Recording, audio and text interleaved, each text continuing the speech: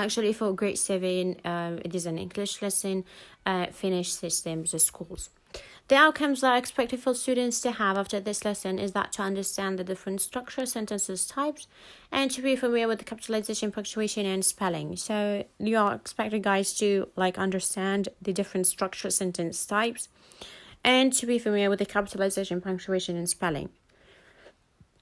Now let's start with sentence structure. You have simple, compound, complex, and compound complex sentences. Actually, the main difference between the sentence structure is that with the independent and dependent clause. So you should have like independent clause, a certain number of independent clause, and a certain number of dependent clause. What do you mean by independent clause and dependent clause? Actually, independent clause, which is the clause that can stand alone, which gives you a full meaning, it delivered for you a full meaning. It doesn't need like continued words so that it can give you like a full meaning. So independent clause, which is the words, a group of words that can stand alone. Okay, but dependent clause, which is that can't stand alone, which need like some words or some clauses so that can give you a full meaning. So this is actually the difference between the independent clause and the dependent clause. Independent clause, it can stand alone. It can stand alone. So it gives you a full meaning.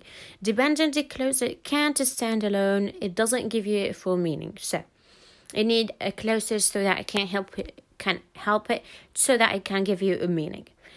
And now a simple sentence is actually made of one independent clause, one group of words that can stand alone. For example, the storm grew stronger. The storm grew stronger. You have a full meaning, you have a full clause, you have a full independent clause. So this is what you mean independent clause that can stand alone. That can stand alone. Okay? A compound sentence, it has more than one independent clause. And more than one independent clause, which is the independent clause, which is the clauses that can stand alone, and they are joined together by the coordinating conjunction, which are and, but, or, nor, for, so, and yet. We can put them in a word which is fanboys. We can take the first letter of each, and put them in the word which is fanboys. Okay. Two independent clauses. For example, you have the storm grew stronger and it soon became a hurricane. Here you have two independent clauses. The storm grew stronger and it soon became a hurricane, and they are joined together by coordinating conjunction, which is and. So this is what you mean by a compound sentence. Two independent clauses which can stand alone, joined together by coordinating conjunction. Now, the complex sentence, which has one independent clause and one or more dependent clause. Dependent clause, which can't stand alone. It needs like a clause to help her, so that can give you a full meaning. And one independent clause. So one independent clause, one or more dependent clause. They are joined together by subordinating conjunction, such as after, although, because, before, if, since, unless, until, when, and while. So these conjunctions, we call them a subordinated conjunction. And the independent clause and one or more dependent clause, they are joined together in a sentence.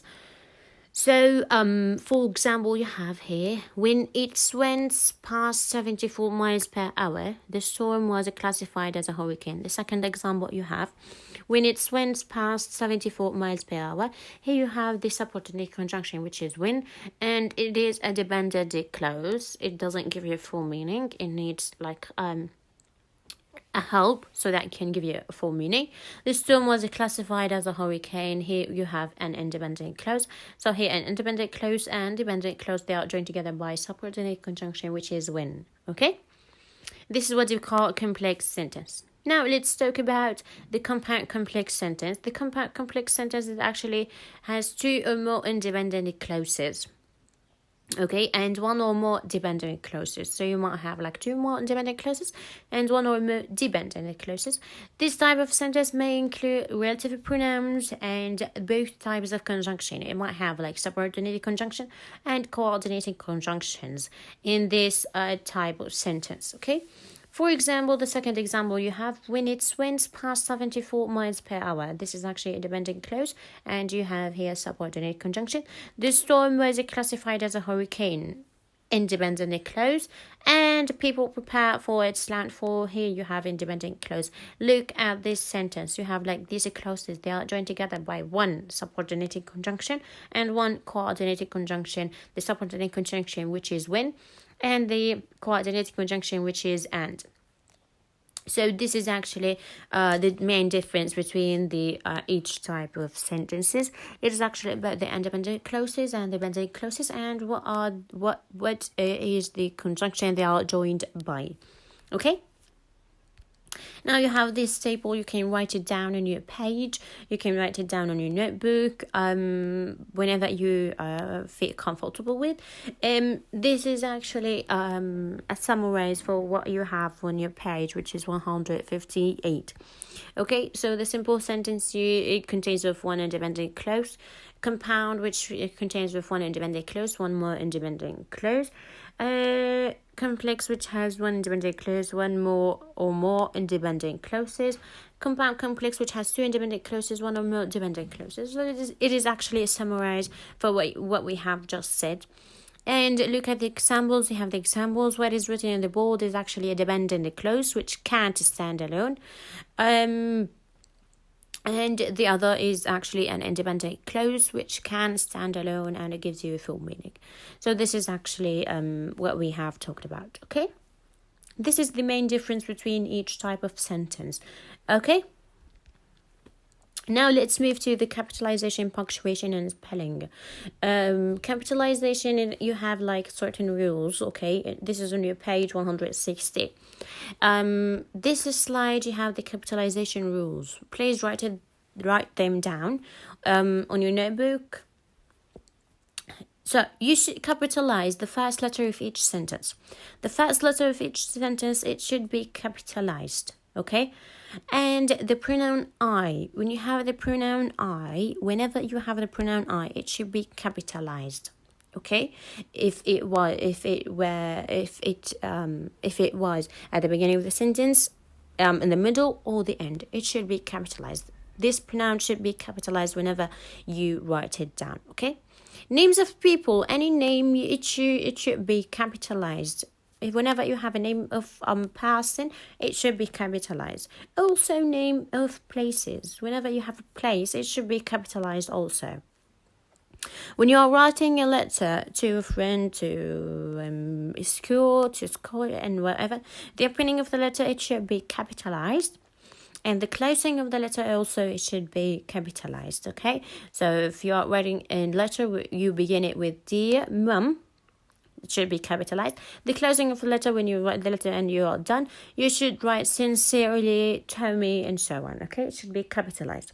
The first word in your quotation, it should be capitalized also. The first letter of any quotation, it should be capitalized. Okay. The title of anything, any title, it should be also capitalized. So write these rules down. You should be familiar with these rules, okay? These are actually the capitalization rules. And in the next slide, you have a continued for the capitalization rules. It says the same, but it gives you like more examples. And please read it and be familiar with the capitalization words. At the end of this worksheet, you have an exercise, which is to find the 20 capitalization mistakes below. You have like 20 capitalization mistakes. So you should like find the mistake and correct it, which is the capitalization mistake. It is only a capitalization mistake. So you should be familiar with the rules so that you can do the exercise. You should like find the mistakes and correct them. You can like screenshot this slide and send it to me. So it is actually a homework. So you can screenshot this slide. You can like do the exercise and send it to me. Okay, I'm waiting for you guys. So this is actually a homework, the second exercise.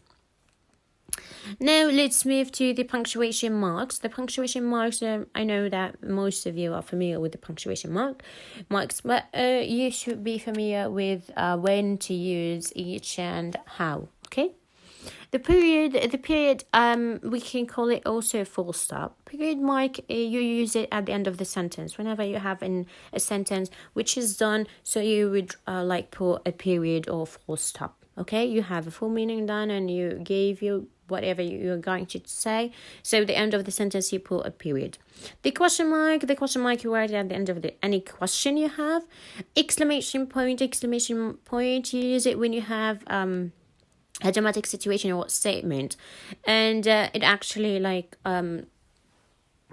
be more specific when someone read it. For example, don't put your hand in the fire.